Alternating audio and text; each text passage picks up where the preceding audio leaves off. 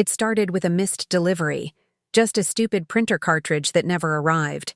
If that damn package hadn't gone missing, I wouldn't have been standing inside the accounting department at Hallberg and Trent at 10:47 p.m., elbow deep in inventory logs. I wouldn't have seen the invoice. And I wouldn't have found out how my stepfather was trying to erase a $2.7 million problem. But that's getting ahead of myself. My name is Julia Marin. I'm 22. Most nights I work after hours doing contract IT audits for companies that don't trust their interns to touch the firewall. I'm invisible to them, just another vendor badge in the elevator, another shadow moving through their Wi-Fi logs. But that night, I wasn't just another tech. I was the CEO's stepdaughter, and I was about to bring his empire down. Let's rewind 24 hours. The lobby of Hallberg and Trent glowed under high-end chandeliers like something out of a cruise ship ad. I walked in wearing black jeans, a navy jacket, and my hair tied back, neutral enough to be forgotten. A temp receptionist looked up but didn't ask for ID. I tapped my pass against the scanner and went straight to the 18th floor server room.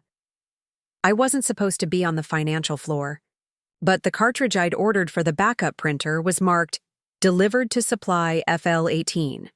I wasn't about to lose a client over bad toner logistics. That's how I ended up near the back conference room, flipping through inventory, logs, and spotting something odd. A billing ledger marked Archive 3, Shipton Ledger. I knew that name. Everyone did. Shipton Housing was a real estate partner. Hallberg and Trent had dropped 2 years ago after a class action lawsuit over unsafe living conditions, mold, collapsed roofs, missing safety funds. The company went under hard. Lawsuits still popped up in the news now and then. So why was H&T still logging invoices from them? The document in my hands listed 3 transactions dated this year, and each had a unique code string tied to SNR ATL MGMT. I knew those prefixes. SNR was senior partner. ATL was Atlanta Regional. MGMT was corporate oversight.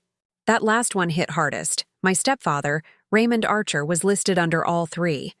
I should have walked away, should have left it alone, but I didn't. Instead, I took out my phone, snapped 3 photos, and slid the paper back where I found it. That's when I heard the elevator ding. I ducked behind the cubicle wall, heart in my throat. Footsteps, heels, a woman's voice. It won't work unless Raymond pulls the override himself.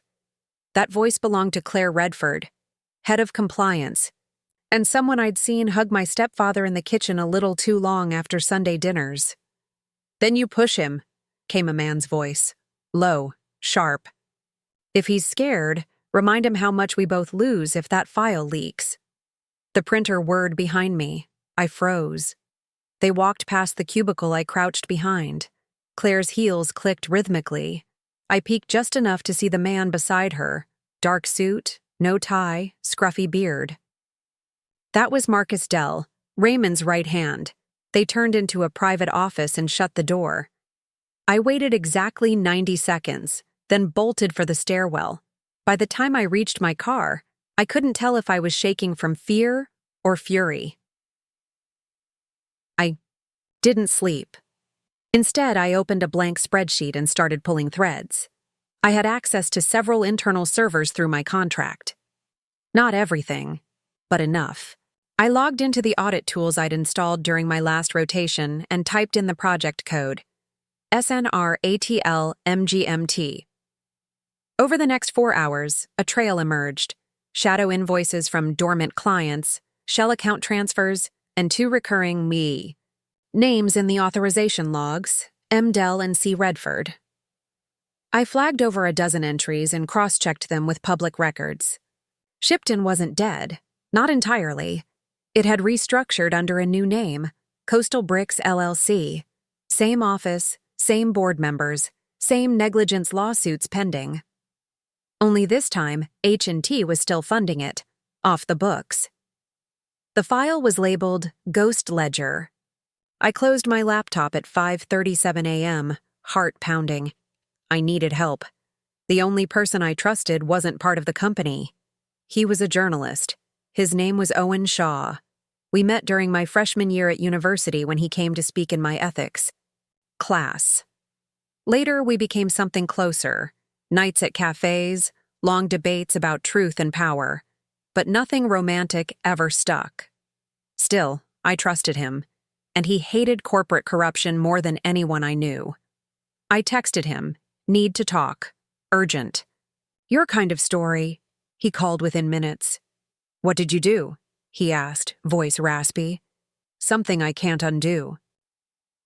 Owen met me outside a coffee shop just off Peachtree. Hoodie pulled low, sunglasses unnecessary but habitual.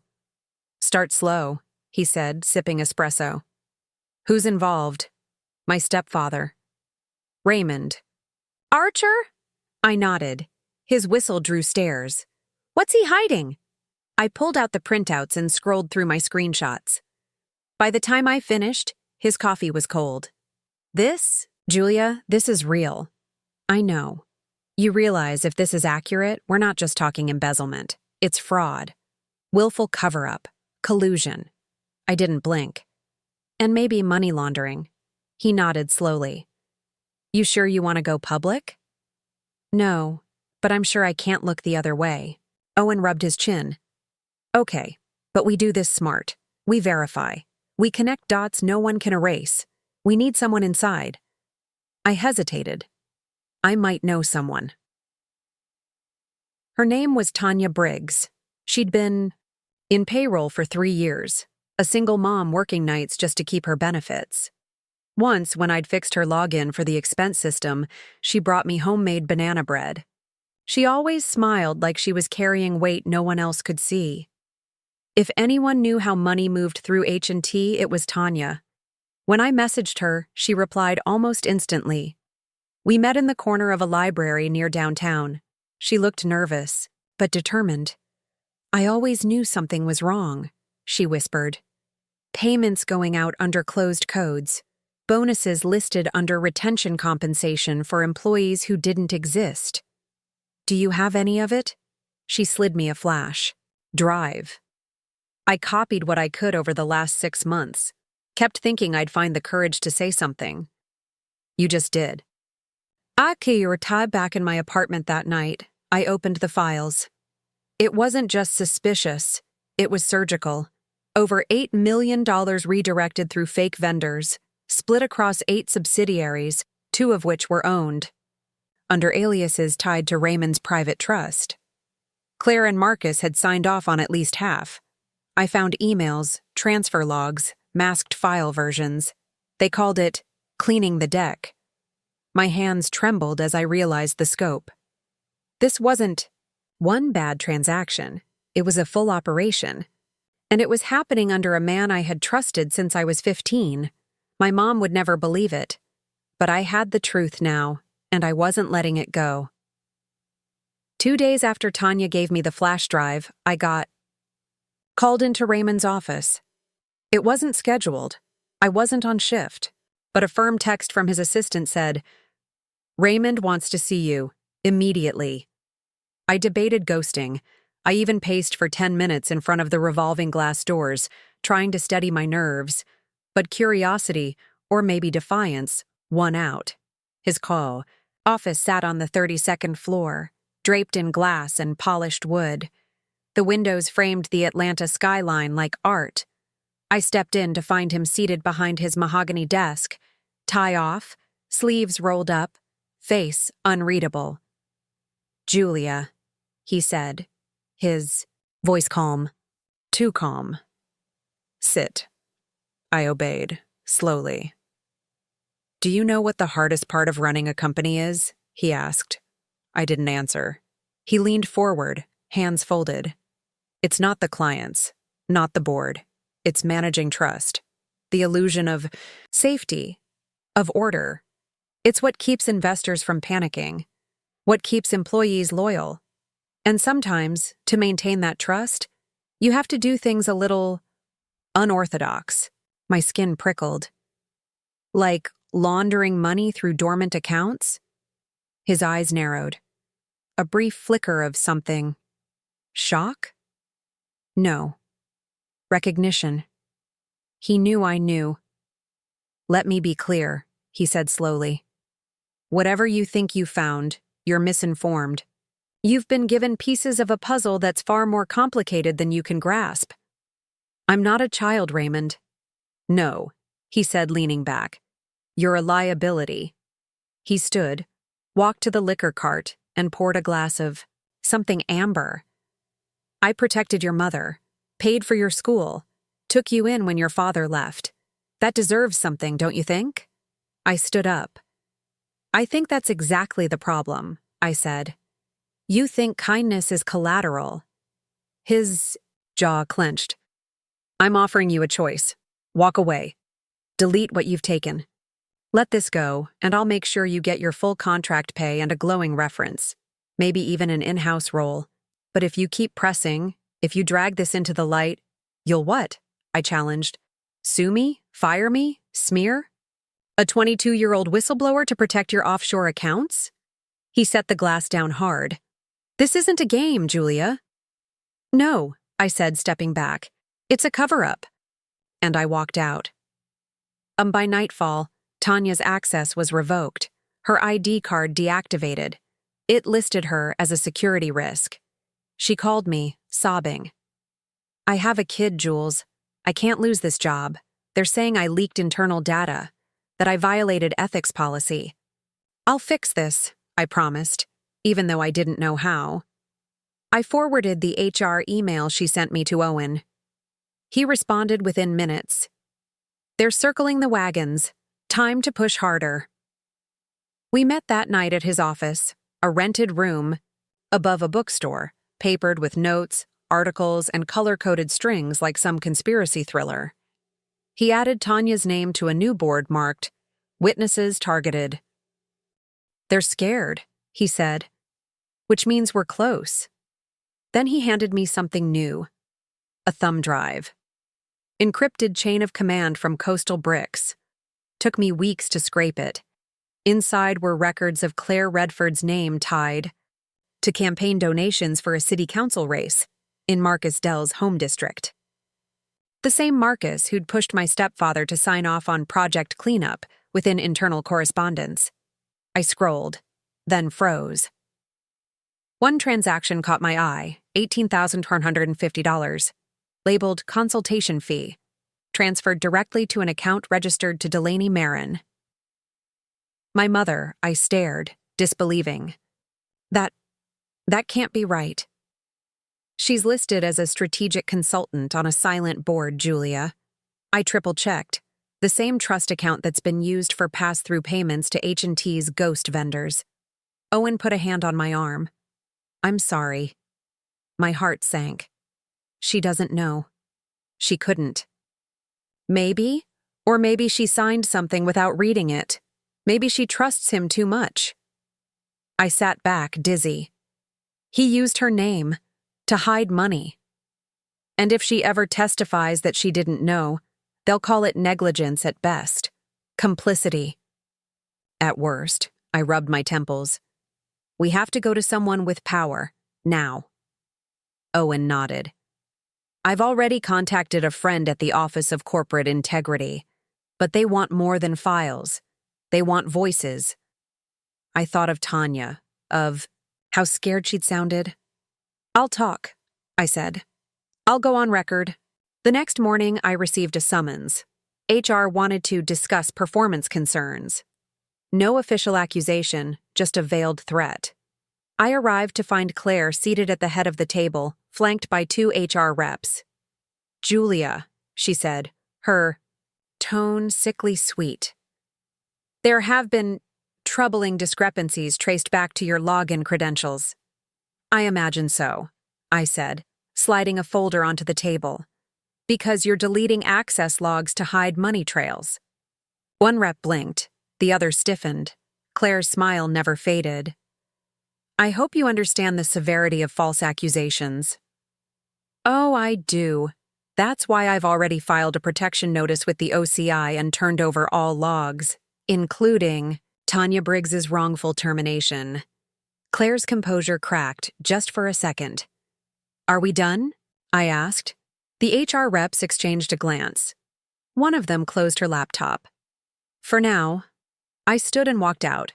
Outside the room, my knees buckled slightly, but I didn't fall. That night, Owen published the first article. The ledger no one saw: How a Real Estate Ghost Haunts a Fortune 500 Company. It didn't name names, but the structure was unmistakable. Quotes from anonymous insiders, transaction screenshots, charts that raised more questions than they answered. Within hours, it was trending on LinkedIn and Reddit. Other journalists picked it up. Hallberg and Trent's PR team released a vague denial, but the door had opened, and now sunlight poured through. 3 days later, someone broke into Owen's office. They didn't take anything. Just overturned the whiteboards, smashed a lamp, and left a single USB drive on the desk. It was empty, except for a text file. You talk, you lose everything. We filed a police report, but we both knew nothing would come of it. Instead, we doubled down. Owen wrote another piece, this time naming Raymond and hinting at Claire's role. I continued working remotely under contract, carefully watching server updates, tracing version edits, and feeding everything to Olivia Dunn, a federal investigator now assigned to the case. She wasn't flashy, middle-aged, tidy, no nonsense. But her eyes missed nothing. "Your stepfather's trying to dump responsibility before we file," she told me on our first call. "He's moving assets. We need a key document. Anything that shows he initiated the Coastal Bricks funding structure." "Would a memo with his e-signature count?" Her voice sharpened. "Absolutely." I smiled. Then I know where to look. I hadn't been to my mother's condo in over 2 weeks. She opened the door looking surprised and tired. "Julia," she said, blinking. "Are you okay?" "Is Raymond home?" She frowned. "He's in D.C. for a conference." "Why?" I stepped inside. "I need to check his office. Just something for a systems audit." She hesitated, then nodded. 10 minutes. His office was locked. But I remembered the code, IR223. My mom's birthday. Inside, the shelves were lined with leather-bound books no one ever read. A single hard drive blinked beside his laptop. I plugged it in, bypassed the startup screen, and searched. Bricks. There it was. A memo dated 6 months ago. Per Marcus's suggestion, begin reactivating Shipton through CB LLC. Filter non-compliant expenses through Shell 4 to minimize risk exposure. Claire will handle compliance cover. Signed, R. Archer. I copied it. Backed. Up the folder, ejected the drive, and walked out before my hands could start shaking again. By that weekend, Olivia had everything she needed. A subpoena was issued. Federal interest declared. Tanya reinstated. My contract paused. Pending review, but by then, it didn't matter. The truth was out, and it was gaining traction. But I knew something was coming, something personal, and I wasn't wrong. That night my mother showed up at my apartment, she was crying. "Raymond left," she said. "His accounts are frozen. The company suspended him." "I had no idea, Jules. I swear. He said we were investing in housing, helping people." I wanted to scream, to ask how she could live with someone like that and not know, but I just held her. Instead, because we were both victims of the same illusion. Only difference was, I stopped believing in it. The headlines exploded on Monday. Federal probe opens into Hallberg and Trent. Source identifies internal fraud network. Anonymous. Whistleblower may be family member of executive sources say. It didn't take long for speculation to spiral. By noon, gossip blogs were dredging up family photos, and someone posted a side-by-side of Raymond and me from a charity gala 2 years ago. "IT consultant or insider rat," one commenter wrote. Owen texted me. "They're spinning the narrative. Stay off socials." Too late. My inbox flooded with spam, my phone buzzed constantly, and a journalist camped outside my apartment. I stayed in, pulled the blinds, and let Olivia handle communications. By Thursday, Raymond's attorney issued a statement claiming that the whistleblower in question acted out of emotional instability and a personal grudge. My blood boiled, but Olivia didn't flinch. "They're baiting you," she said. "Don't respond. We've got the memo. That's the trigger. The feds will make a move soon." I wanted that to be enough, but something didn't sit right. Why? Hadn't Marcus or Claire been named? Why did Raymond go down alone? That night I received a voicemail. It was Tanya, whispering, "Julia, I can't talk long. Something's wrong. HR called me, said I was on a risk watch list. I think someone's feeding them intel. I don't feel safe. They know I talked to you. The message cut off. I called her back. Straight to voicemail. I tried her. Home line. No answer. I stared at the phone, adrenaline surging. They were targeting her, and I had no idea who was next. Owen arranged a meeting with a corporate security analyst named Jonas Vega, ex-cybercrime unit. We met in a quiet booth at a sushi restaurant that doubled as a takeout warehouse. Jonas was broad-shouldered, mid-40s, with sharp eyes and an even sharper laptop. "I've been following the case," he said, unpacking his gear. "It's not just money laundering. This is networked fraud, predictable patterns, same operational language." "You mean they've done this before?" He nodded. "At least twice that I can prove. Different shell names, but the same IP addresses were used in the draft documents. The last breach involved a company in Chicago, collapsed in under a year. Payout funneled through 6 LLCs. I swallowed. "Are Marcus and Claire involved?" Jonas turned his screen toward me. "Meet Alton Shaw and Melinda Rhodes, registered owners of 2 of those LLCs.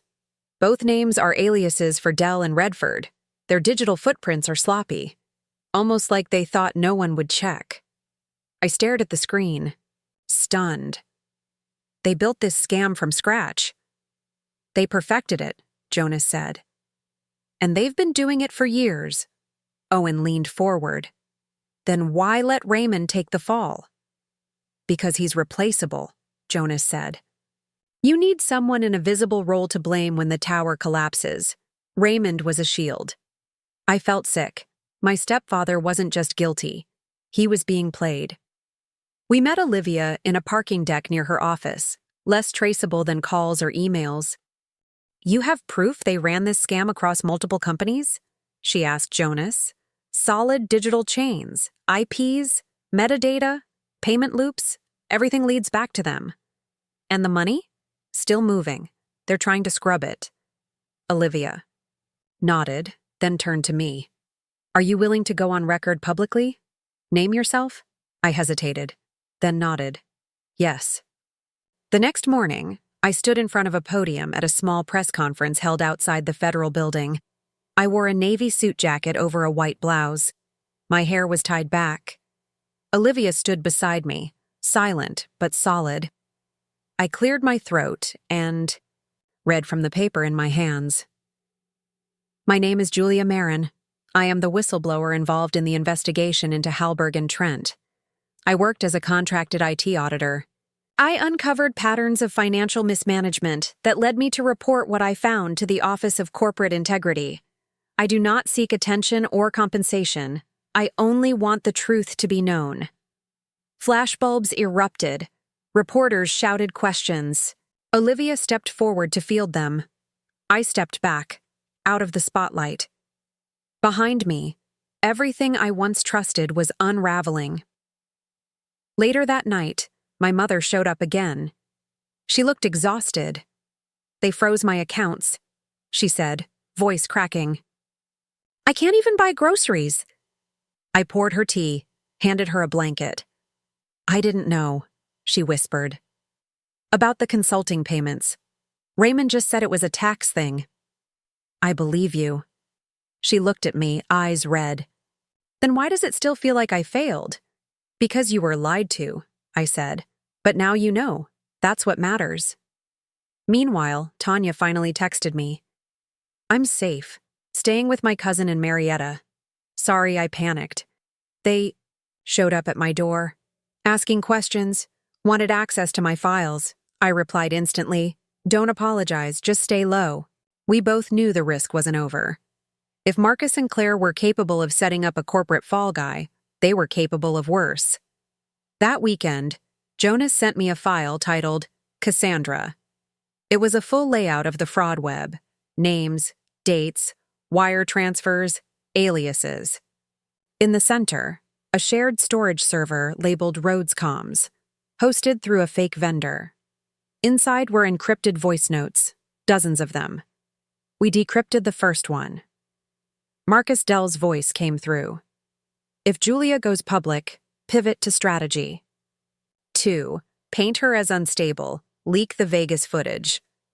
My stomach dropped. Vegas. 2 years ago, a bachelorette party, a stupid night out. I didn't even remember who filmed the video, but apparently someone had found it. Owen looked up at me. "This is blackmail. They're planning character assassination." Jonas nodded. "They already started scrubbing your online presence. Took down your LinkedIn. Edited a Wikipedia page with your name as subject of ongoing mental health concerns." I felt my pulse quicken.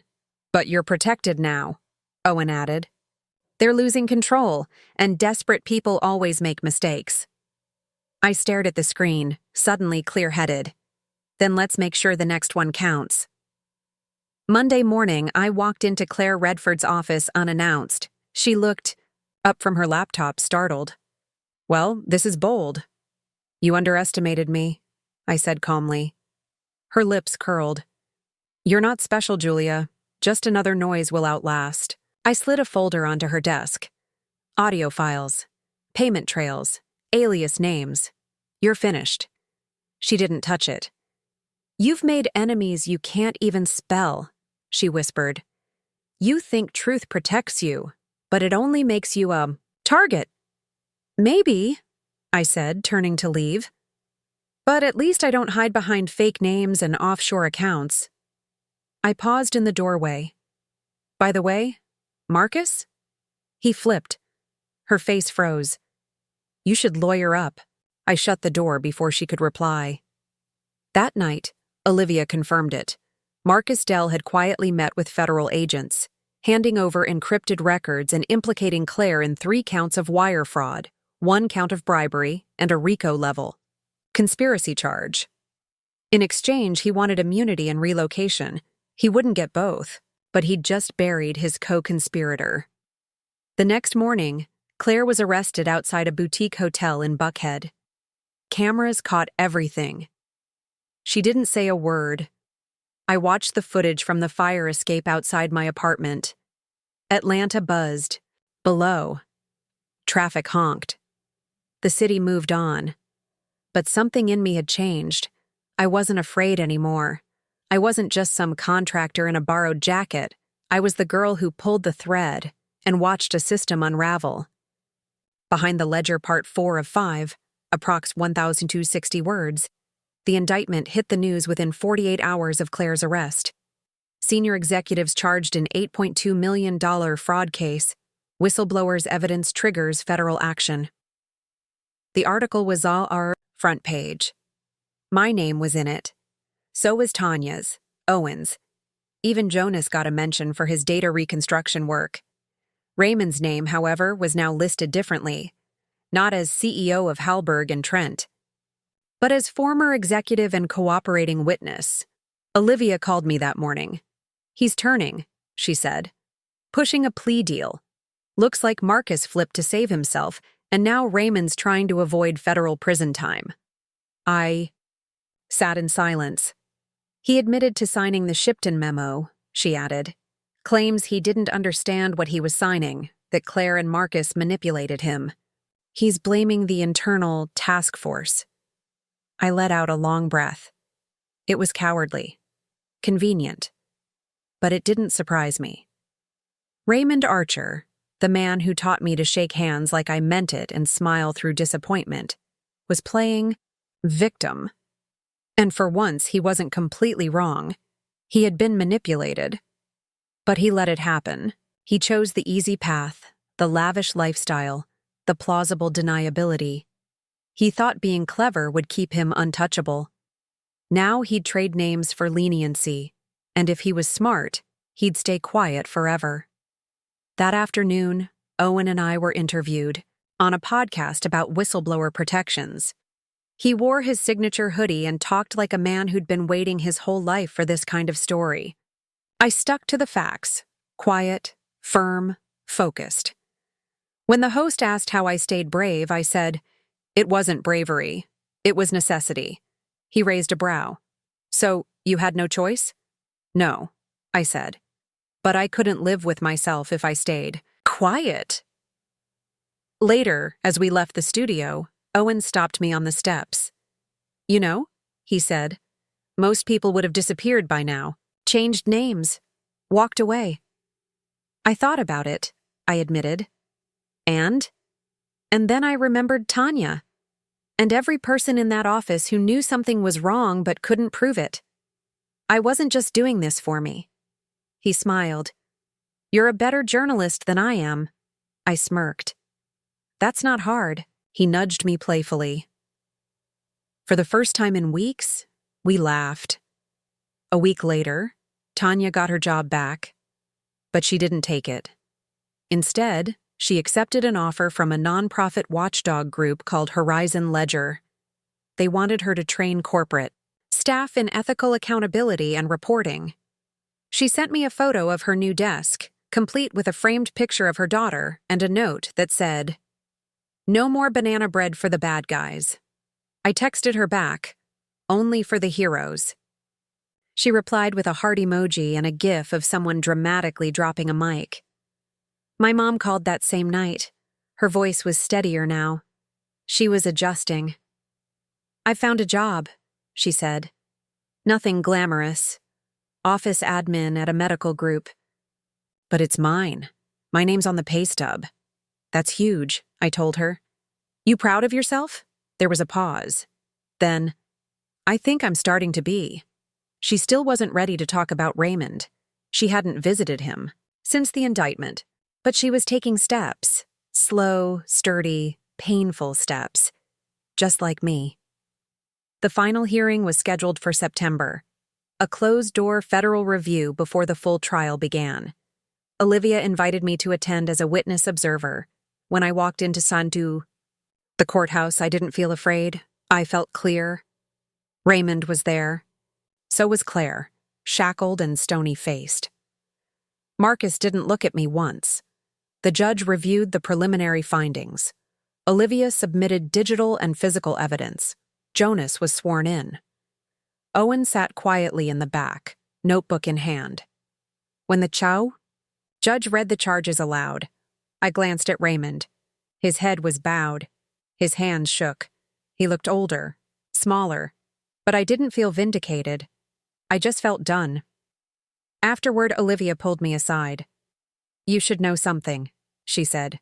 "The DA's office is considering a new initiative, Whistleblower Support Division, based on your case." "Really?" "Yeah. They want someone like you to consult. You'd work with witnesses, help them find their voice." I blinked. "Me?" I blinked. "Me?" "You." I didn't answer right away. It felt like turning a page too quickly in a book I wasn't finished reading. "I'll think about it." She nodded. "No rush, but you'd be good at it." 2 weeks later, I stood outside my apartment at sunrise, watching the city come alive. The air was crisp, the noise softer than usual. A new season settling in. I took out my phone and started typing. "Dear Tanya, I wanted you to know the judge accepted the plea deal.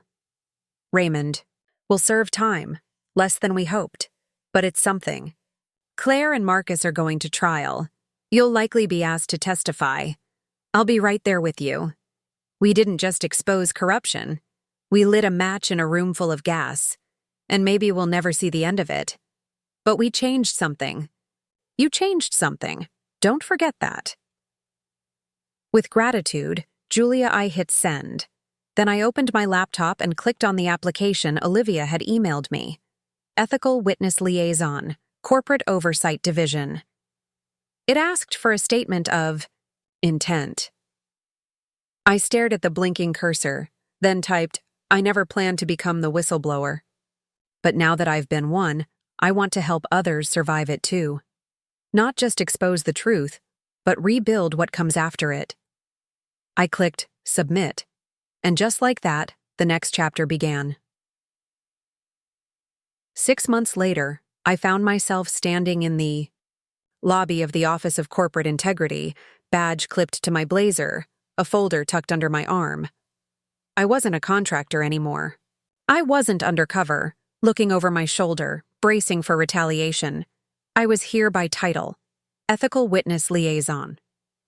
The office was nothing fancy, just a few desks, a kitchenette that smelled like burnt coffee, and a group of people who believed the same thing I did.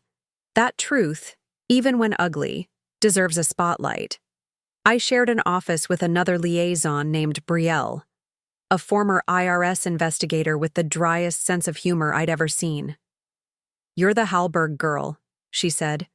"The first day, didn't think you'd actually show up." "I thought the same," I replied, settling into the second chair. "But here we are," she grinned. "Welcome to the land of receipts." My first case involved a health tech company in Chicago. A mid-level accountant discovered the CFO was rerouting patient refunds to a private cryptocurrency wallet. She didn't know what to do, didn't trust her manager, was scared of retaliation. So she called us. I flew out the next day, sat across from her in a windowless room, listened to her story, calmed her shaking hands, walked her through the process. "You're not alone," I told her, and I meant it. I'd been in her shoes. I remembered the sweat behind my knees, the feeling of being hunted, the fear of not knowing who to trust. But now I got to be someone, Elsa's flashlight in the dark.